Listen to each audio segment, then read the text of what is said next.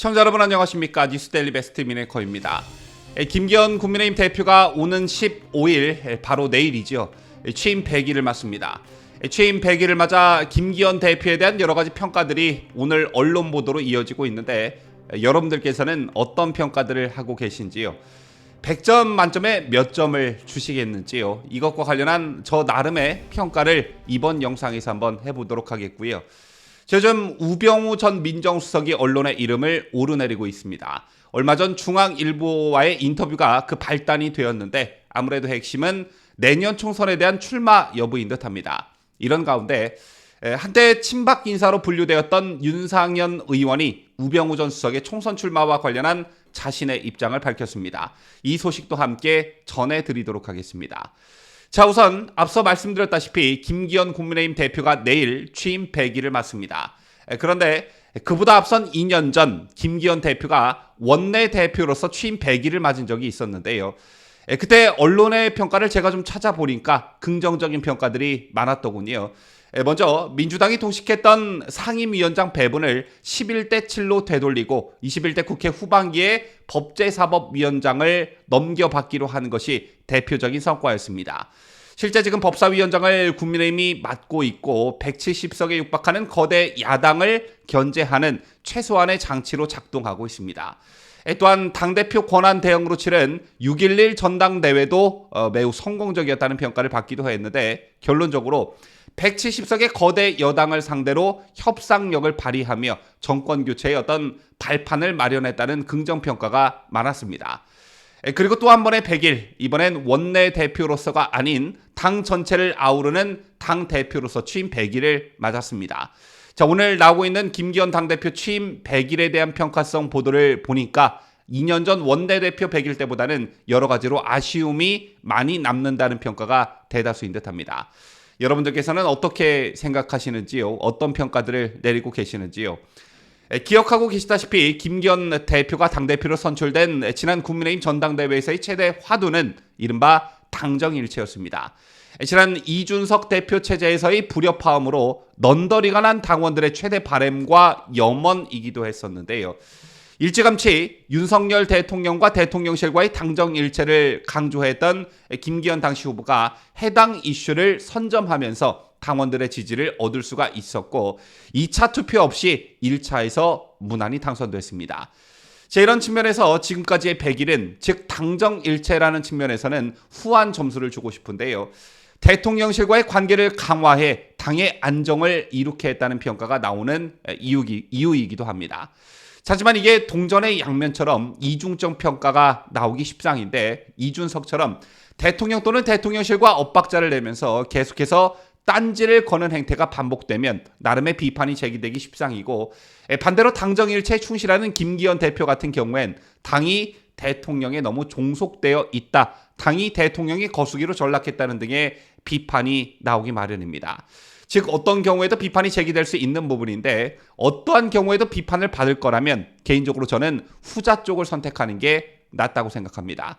특히나 이명박 정부 당시 박근혜 대표가 당을 이끌면서 나름의 독자 행동을 할 수 있었던 것은 박근혜 당시 대표가 대선 주자급이었기 때문에 가능한 일이었는데요. 현재 김기현 대표는 차기 대선 주자급은 분명히 아니지요. 어쨌든 당정일체라는 측면에서는 긍정적 평가가 나오고는 있지만 김기현 대표가 집권 여당 대표로서 이슈를 주도하지 못하고 야당발 정쟁에 끌려다녔다는 비판 여론도 적지 않습니다. 특히나 가장 최근에 있었던 이재명 대표의 대중 굴종 외교 논란, 이래경 혁신위원장 임명 논란, 그리고 돈봉투 의혹과 김남국 의원의 코인 투기 등 민주당의 이딴 악재 속에서도 국민의힘이 반사 이익을 전혀 보지 못한 것은 정말 뼈아픈 대목으로 평가받고 있습니다. 당 내에서는 집권 여당이 더불어민주당과의 차별성에 역점을 두면서 정책적인 부분으로 승부수를 걸고 전국을 주도했어야 했는데 그러지 못했다. 이런 평가가 나오고 있다고 하는데요. 또 여기에 더해 더불어민주당이 연이은 악재와 관련해서도 효과적으로 공격하지 못했다는 어떤 자성의 목소리도 나오고 있는 것으로 알려졌습니다.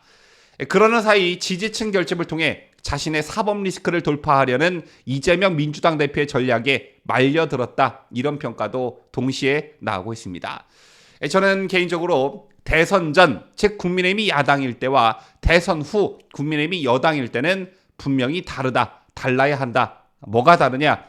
국민의힘이 야당일 때는 170석에 육박하는 거대 여당을 상대하기 버거웠다는 점이 나름 호소력이 있게 받아들여졌을지는 모르겠으나 집권 여당이 된 지금은 더불어민주당의 170석과 국민의힘 의석수 간의 차이를 상쇄할 수 있는 집권 여당만의 힘이 생겼기 때문에 더 이상 수적인 열세를 그 핑계로 삼아서는 안 된다고 생각합니다. 또 이런 말 하기는 못하지만 한동훈 법무부 장관이나 검찰이 이재명이나 더불어민주당을 정조준하면서 여러 가지 유리한 분위기를 만들어준 측면이 분명히 있고, 이런 상황에서 즉 밥을 숟가락으로 떠먹여줘도 못 먹는 그런 국민의힘이라는 점에서 더욱 실망스러운데요.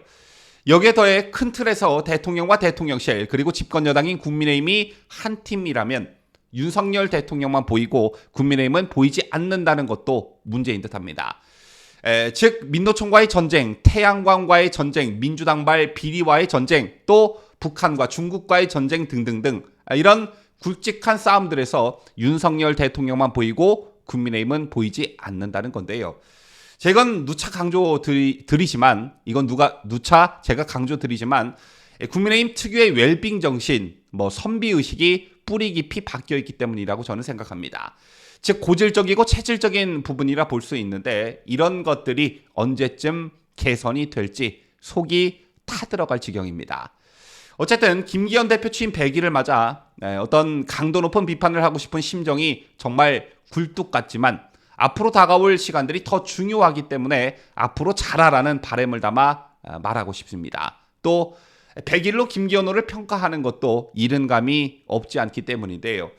22대 총선이 300여일 앞으로 다가온 지금이 당대표 김기현을 증명할 적기입니다. 다행히 취임 100일을 맞이하는 김기현호는 점차 안정감을 찾는 모양새이지요. 실제 국민의힘 조직강화특별위원회를 출범시킨 데 이어 지난 9일 태영호 전 최고위원 후임으로 김가람 후보를 선출하면서 구멍난 자리를 메꿨습니다. 당대표 취임 초기 다소 어수선했던 분위기에서 안정적 분위기가 됐기 때문에 이젠 총선을 위한 긴 여정의 출발점에 서 있다. 지금 일단 그런 시기라고 보는데요. 구구절절 이렇게 해야 한다, 저렇게 해야 한다, 이건 안 된다, 저건 된다 이런 말보다는 김기현 대표 스스로 능력을 입증하고 총선 결과로 오랜 시간 암흑기를 인내해온 지지층들의 기대에 부응하라, 이런 말씀을 드리고 싶습니다.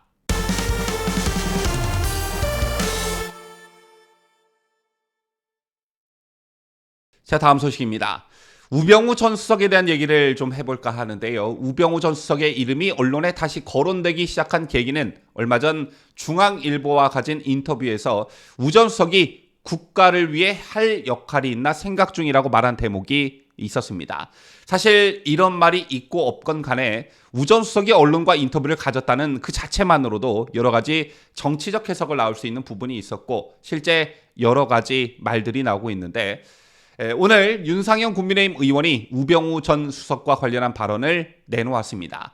우병우 전 수석의 총선 출마설과 관련해 윤 의원은 아마 국민의힘에서는 공천을 안 줄 것이라고 관측했습니다. 다만 여지를 좀 남겼는데요.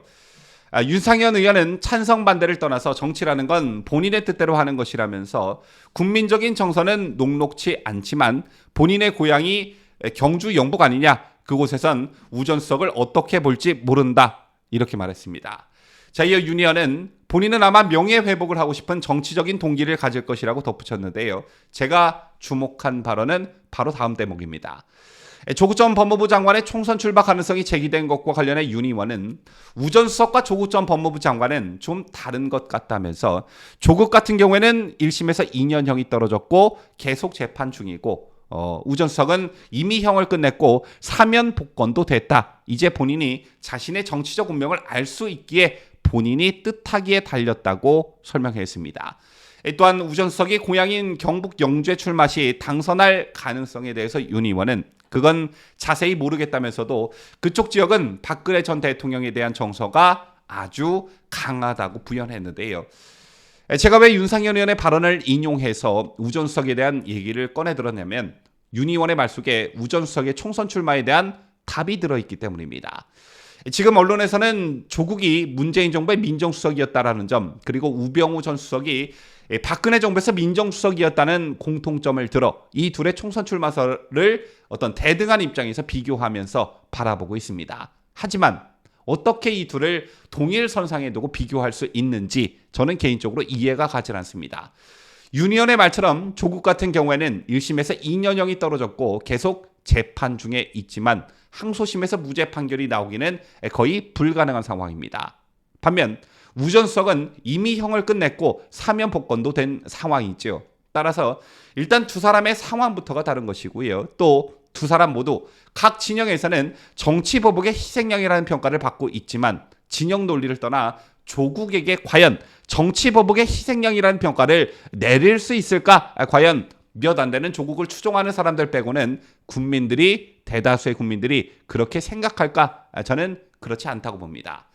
그런데 우병우 전 수석의 경우 어땠습니까? 조국처럼 자신의 사회적 정치적 지위를 이용해 자녀에 대한 입시 비리를 저질렀습니까? 아니죠. 우병우 전 수석은 정권이 바뀌고 촛불 정권 운운하며 기세등등한 문재인 정권의 타켓이었습니다. 김기춘 전 비서실장, 조윤선 전 장관, 그리고 김관진 국방부 장관, 또 운명을 달리한 이재수 사령관 등등등 그 수를 헤아리기도 힘든 문정권의 칼날의 희생자 중 한 명이 바로 우병우 전 수석이었습니다. 참 어이없게도 국정농단을 방조했다는 혐의를 씌우질 않나, 김관진 장관처럼 불법 사찰 혐의를 씌우질 않나, 코에 걸면 코걸이, 귀에 걸면 귀걸이인 직권남용 이런 건 기본이었습니다. 그런데 이걸 어떻게 조국의 그 범죄와 비교할 수 있다는 말입니까? 따라서 저는 개인적으로 우병우 전 수석은 총선에 출마할 자격이 충분히 있고 또 이게 우병우 개인은 물론 박근혜 대통령의 명예회복에도 도움이 된다 이렇게 생각합니다.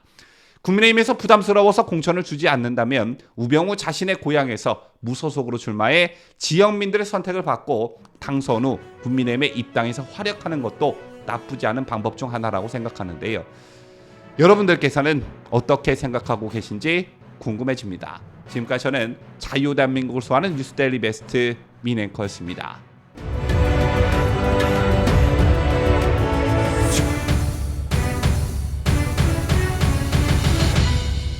함께해요.